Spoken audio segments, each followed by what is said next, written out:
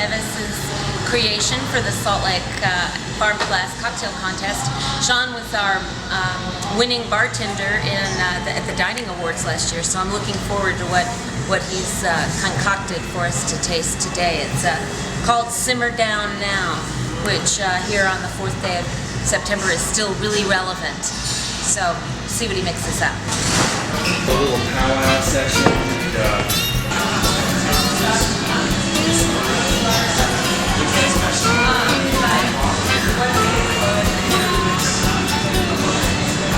Brought out melons from Blue Hill Farm, the Israeli melons, and house-cured speck from the butcher's market over at Caputo's. Frodi Volger is curing his own speck over there. So we're going to see a cocktail version of the Italian classic melon and ham combination, which I think sounds pretty fabulous. So we're just going to take some speck prosciutto from Caputo's, and it's really, really rich. We found we don't need a huge amount of this. It is really rich. It's richer than most speck that you get. It is. Yeah. It's so beautiful. Works really well with some of the acidity on this drink, and it's smoked here right here in Salt Lake City. So what we're gonna do, I've actually just prepared these guys beforehand because they're on a Berg system. Right. So what we're using is Hendrick's Gin as our primary. Lillet Blanc is a fortified wine. It's just a beautiful citrus. There's a little cinchona bark and a bunch of other exotics in there as well. It's great on its own or as an aperitif. That's an old fortified wine, isn't it? It is. It's been around, I want to say, since the mid-1800s or something like that. Right. And then we're also using Saint Germain, which is an elderflower liqueur, which has just a great floral finish on it. Right. The whole idea was to not overwhelm a lot of the delicate flavors from the melons. It's really hard to express melons. Right. So it took some trial and error. Mostly error for the first little bit there. So what I'm going to do is actually do a stab wrap on this guy. And we're just going to get this ready. And that guy is now ready for the garnish. We're going to take our melons. 3 or 4 slices should do the trick. We're going to take a little bit of fresh edible flour.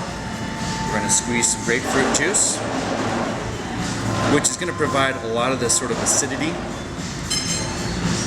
and it sort of allows the melon to express itself as well. Right, you serve melon with a little wedge of lime sometimes, or a sprinkle of salt, because the flavors are so mellow and soft that you need a contrast to make it pop. Exactly.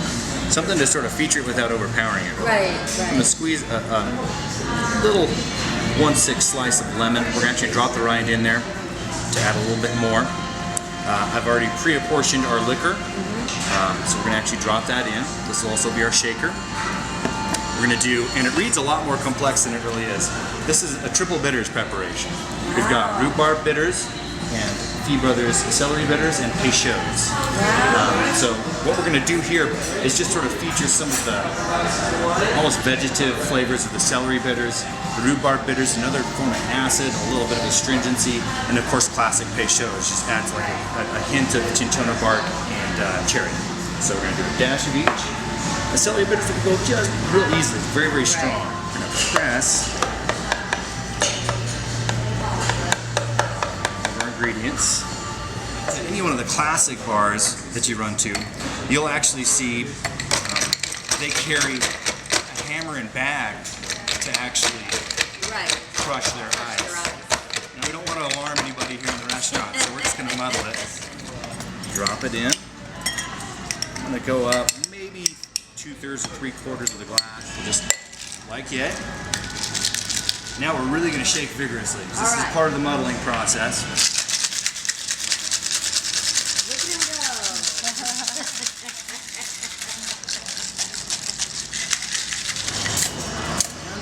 It's called a Hawthorne strainer. Highly recommend it. It's what all the pros use. Exactly. We'll take our melon wrap with prosciutto. We're going to do a little tiny pinch of salt. And the prosciutto also expresses a lot of that salt as well. Right. And really, it also counterpoints the melon. And it's meant exactly. And it's really meant to be eaten in one slice and a couple of sips as you go. All right. And then we're actually going to take our chef Chad actually ordered up some edible orchids, which are just beautiful little creatures. And we were thinking about that. Well, does it make the drink look too girly? It's like, well, it's a melon drink. How are we going to make it look manly? So heck, why not go all the way? All the way. Look how pretty that is. And I'm going to grab a straw for it. Okay. Isn't it pretty? I feel like I'm eating the flowers off birthday cake. Oh, that's delicious. Oh, wonderful. Those bitters. Now, should I just take them? I would say, go for it.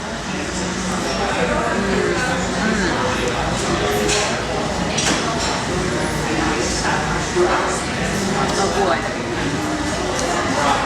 That is really good. That smokiness of the ham. Absolutely. But it's such a complex smokiness. It just really elides into the bitters and the melon flavor. That's here's to you, Sean. Thank you so much. I'm glad you're enjoying.